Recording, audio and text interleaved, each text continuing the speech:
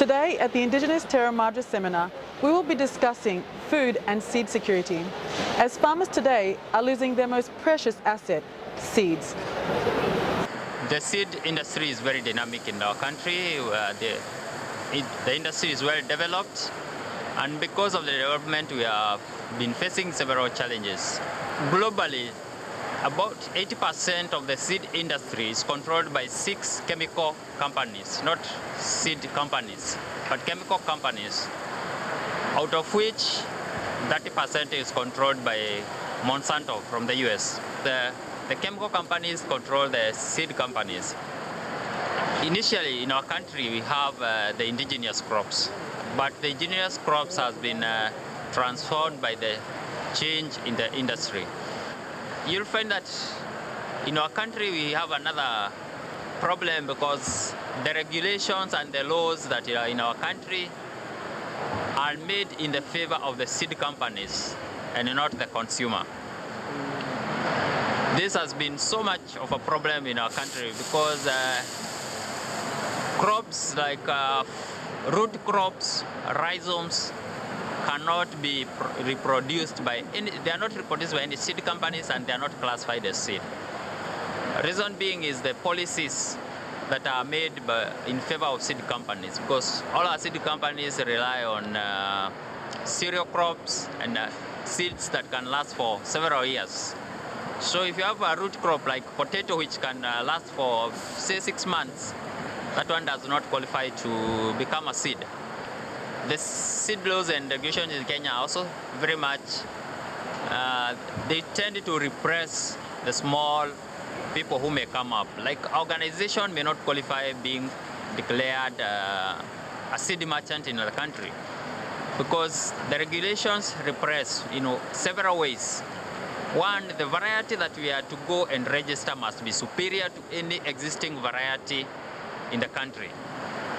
So, and because most of the varieties that are indigenous are inferior to the hybrid varieties, so we find that we are only going to rely on hybrids. So currently we are facing a challenge where organizations from outside are coming and patenting also some of the native crops and the native plants that are in our country. There's a native grass in our country called Kikuyu grass, which has been patented in Australia. So those are the challenges, because now the farmers who have been conserving these seeds, they have been transferring these seeds from one generation to the next. They are not able to get the benefits of conserving, because once it is patented, all the rights belong to the person. For example, the Kikuyu grass, if I am to reproduce Kikuyu grass, I'll have to go and get the authorization from Australia to come and produce it in my country, where it has been native. These are challenges that are affecting our country. One, in what can be done, plant genetic resources for food and agriculture establishment, and this is what we are doing as Seed Savers Network in our country. We are working on establishing seed banks, whereby the farmers can save their seeds, and from those seed banks we can be able to conserve the seeds and stop losing our diversity from one generation to the next, so that over the years we'll have and be able to have these crops even for 100 years to come. The next thing is training farmers on how to do the production of seeds and to conserve those seeds so that they can be transferred and stop losing them, because once we lose them, we'll fall up in the hands of those organizations can say what we are going to eat and what we are not going to eat, which will be a very bad effect.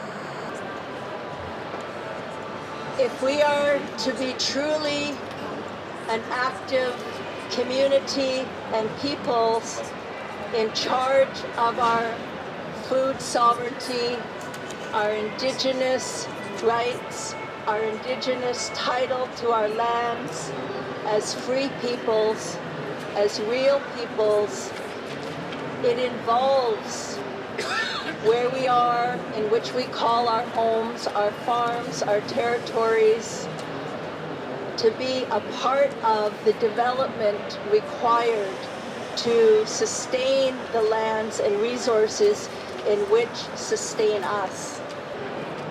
We are a hunting, gathering, fishing society originally. Our common experience as being a colonized people has disrupted our way of being and living in this world. If we are the caretakers and the stewards of our lands, then truly we have inherent in that a sacred responsibility of being actively involved in everything that affects our ecosystem, our environment, and our social, cultural well-being, which includes our language. In that, of being custodians of sustainable food systems involves the cultural and social and environmental health of ourselves, our families, and our communities, and our nation as peoples. And I will be speaking to primarily that of Okanagan sockeye salmon, which comes up from the Columbia River system on the west coast of our country to that of the northern headwaters in Revelstoke, British Columbia, in the interior. As we are part of the earth and part of all our relations, all living things, we have a responsibility to our chief salmon, which is part of our chaptik, our traditional knowledge, our oral storytelling about what the salmon did so we could be here and live here today. And so our responsibility when they migrate back to the northern headwaters, in which they have not been able to do for over 70 years where I'm from because of fish passage issues and development, we have now been very successful in piloting the reintroduction of sockeye salmon into the Skaha Lake system, which is the Okanagan sub-basin of the Columbia River system of where I live.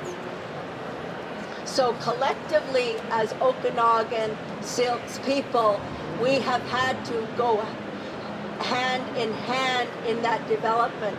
We cannot develop successfully without our people developing and being part of that success.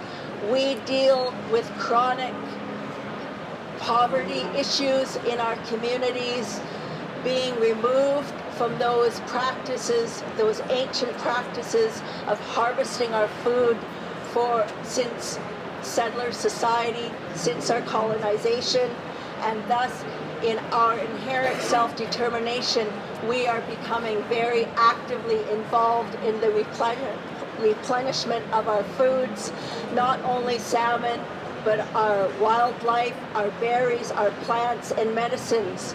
So in that reclaiming, we are reclaiming ourselves, our self-determination to be in every aspect of development, politically, socially, legally, whatever it takes to be a part of those things and those processes and systems that impact our lives.